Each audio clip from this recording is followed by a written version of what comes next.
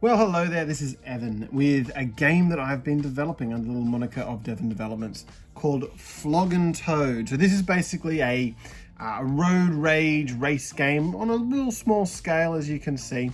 An opportunity to get out your paints and sort of do up a few little cars how you want them to.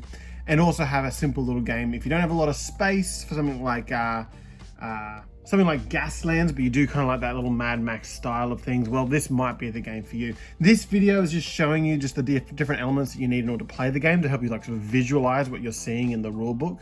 But yeah, so let's just quickly go through what you need in order to play this game. If you want to see a let's play, I'll do a little solo game of this. You should have it in the little tag up below. And let's just get into what you need in order to play Flog and Toad. Well, unsurprisingly, the first thing you need is, of course, the rules. And this, of course, can be downloaded as a PDF. And it's not very dense. It's just a bunch of nice little simple rules. It shouldn't be too hard to figure out how to play. But, you know, it's got the rules in there so that way you know what's going on. It also contains a few of the car sheets so that way you can actually play the game. This is sort of the only sort of housekeeping you need to have, or paperwork you need to have in order to play the game. But yes, so having a copy downloaded is probably not a bad thing to do. And next, of course, you need some cars, some little toy cars, Hot Wheels, Matchboxes, whatever you've got. In all honesty, when I was coming up with this game, the idea was I had some of these lying around the house and I thought, come on, we've got to come up with a game with it. But of course, you can get very creative with these things, and there's much better videos than mine to explain how you can paint up these things to look like some sort of road warrior-esque vehicle, or perhaps you want to go something a little bit more speed racery with your games. But like I said, you can get very crafty, sticking things on, gluing things on, painting, all that kind of stuff. Look, if you want to keep it simple, you just have to get a what's it called, the little finger file boards, the emery boards, and just, you know, buff off some of the paint off of a car. So you really don't have to keep it super complicated. It's nice to include elements that, like the upgrades that you have on your car, on your vehicle, but you don't have to. A bit beaten up, it looks pretty good. In all honesty, my favorite method for it is this car. This car just comes straight from my son's toy box, and as you can see, it's been well loved, it's nicely scuffed, and as far as I'm concerned, that's good to go. So just get some cars on hand, make them really characteristic and pretty. That's definitely one of the fun elements of these types of games. Next, of course, you'll need some tokens to represent your toads and to represent some hazardous terrain. Now, hazardous terrain, this sort of stuff can get in the way of your vehicles. They'll need to dodge around it. But of course, the toads, these are more or less your victory points that you're trying to get on the board. Now, if you say, oh, animal cruelty, fair enough, you're allowed to have that opinion. However, these are meant to be sort of radioactive cane toads, an intrusive, invasive, and destructive species in our wasteland. And so these cars are not only getting their, you know, precious juices from these things to make money to fix their cars up, but they're also doing the wasteland a service by taking these things out. At least that's how the story goes.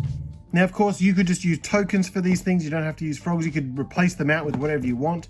But these sort of little tokens are a part of the game, with the main point of having your cars actually wanting to move around and jockey around the board, and extra hazards in order to avoid keeping your players on their toes.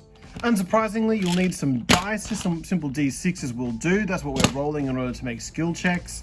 Also, dice can be quite useful for keeping track what gear your car's in, or how many actions they have to play in the thing. So you don't have to use them, but they're useful for that sort of thing.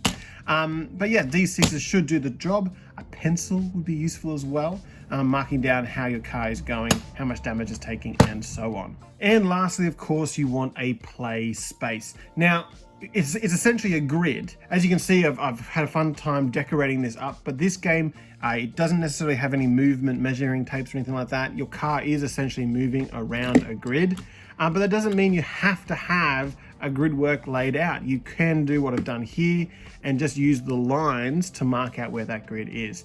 And of course, I've got some numbers in here because there are some elements in the game where you will be rolling 2 dice to determine where, say, a toad might appear on the track.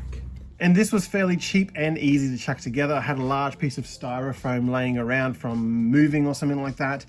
Painted on some black, painted on some gray, put the lines on, got some sand from our local beautiful beaches. You know, you might want to use craft sand if you want that really fine stuff.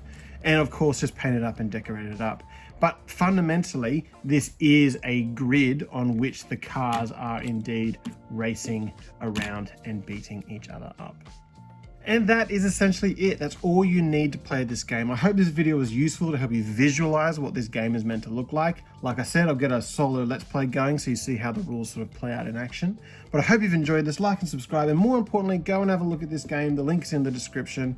If you want to purchase it, you may. It'll be nice and cheap for you down there. Hope you'll see me again in the future. Goodbye.